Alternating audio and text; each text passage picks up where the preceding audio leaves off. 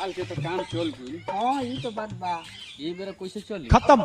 चल ना कोनो के पकड़ लिया मार फाइट पी चली जवानी कसम कर बोल तो 1 रुपया नहीं थे लूटपाट कर जाए कोनो भी चो चल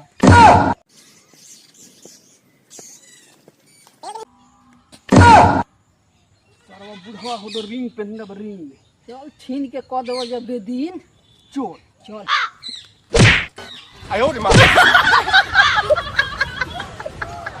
अरे तोरा माई के तोनी के लौको तक ना रे धसोर के भागत रसन कौना के बेटा हो सरे ताहरा लागता कि हमनी के भागे वाला हो जा, भागे वाला ना हो जा। अनेरे मनेरे प्रेम से कहत नहीं जाता ना हो देहिया में पेन्हले बड़ो सोना चनी निकाल के दे दो। अब बगलिया में जोन कैसा बा तो उनो निकाल के दे दो। कोना में साला पिस्तौल